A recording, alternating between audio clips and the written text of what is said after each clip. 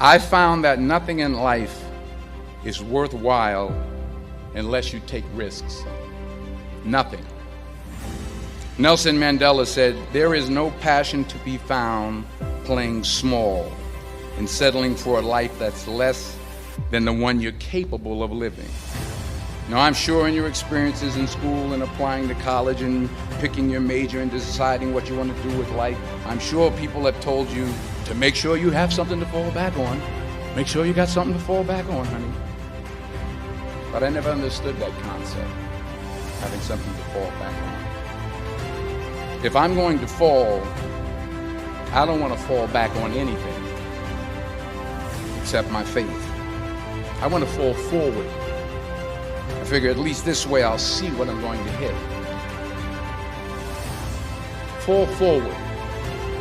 This is what I mean. Reggie Jackson struck out 2,600 times in his career, the most in the history of baseball. But you don't hear about the strikeouts. People remember the home runs. Fall forward.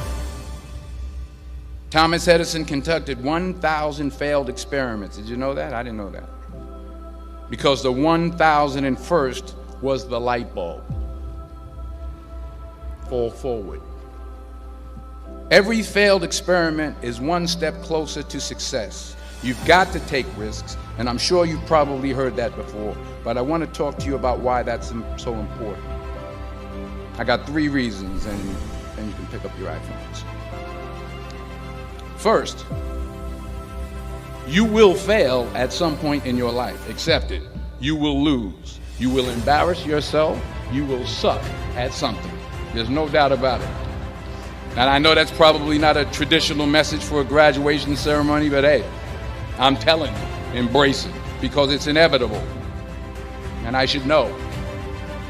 In the acting business, you fail all the time. Early on in my career, I auditioned for a part in a Broadway musical. Perfect role for me, I thought, except for the fact that I can't sing. So I'm in the wings, I'm about to go on stage, but the guy in front of me, he's singing like Pavarotti. He's just on and on, he's just going on and on and on, and I'm just shrinking. I'm getting smaller and smaller. So they say, "Oh, thank you very much, and you'll be hearing from us." So I come out with my little sheet music, and it was Just My Imagination by the Temptations. That's what I came up with. So I hand it to the accompanist, and she looks at it and looks at me and looks out at the director and was like, ah. So I start, I'm going to sing. I'm like,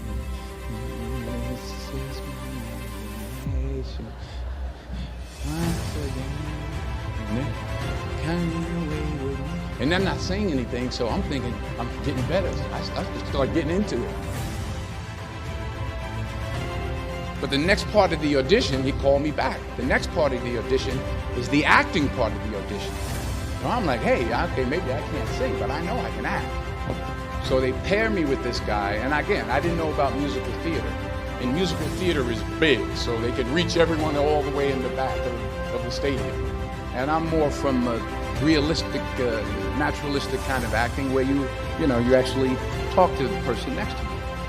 So I don't know what my line was. My line was, well, hand me the cup. And his line was, well, I will hand you the cup, my dear. The cup will be there to be handed to you.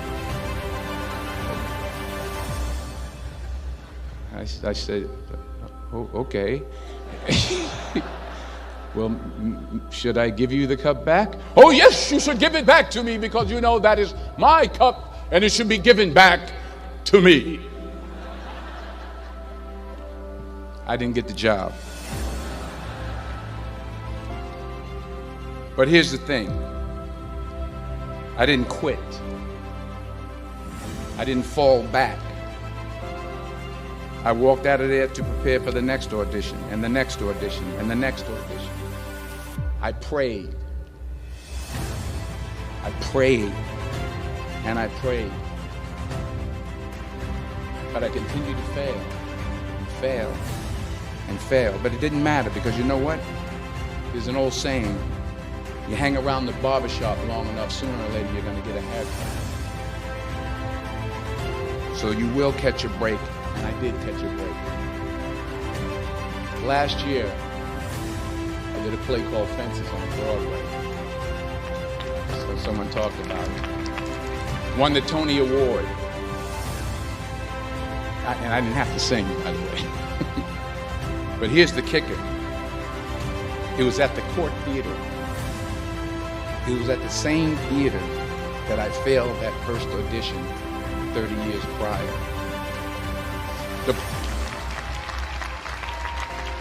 The point is, and I'll pick up the pace, the point is every graduate here today has the training and the talent to succeed. But do you have the guts to fail? Here's my second point about failure. If you don't fail, you're not even trying. I'll say it again. If you don't fail, you're not even trying. My wife told me this great expression. To get something you never had, you have to do something you never did. Les Brown's a motivational speaker. He made an analogy about this. He says, imagine you're on your deathbed, and standing around your deathbed are the ghosts representing your unfulfilled potential. The ghost of the ideas you never acted on. The ghost of the talents you didn't use. And they're standing around your bed, angry, disappointed, and upset. They say, we came to you because you could have brought us to life, they say. And now we have to go to the grave together. So I ask you today, how many ghosts are going to be around your bed when your time comes? You've invested a lot in your education, and people have invested in you. And let me tell you, the world needs your talents, and does it ever. I just got back from Africa like 2 days ago, so if I'm rambling on, it's because I'm jet lagged.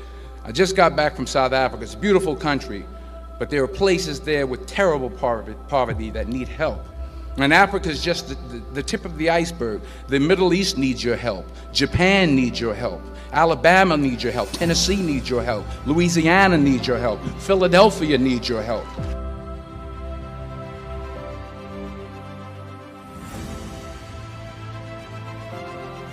The world needs a lot, and we need it from you.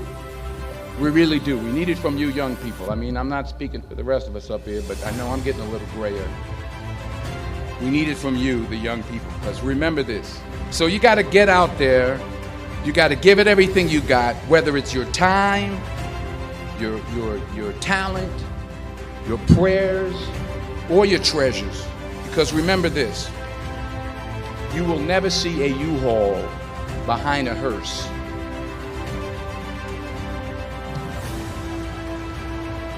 I'll say it again. You will never see a U-Haul behind a hearse. You can't take it with you.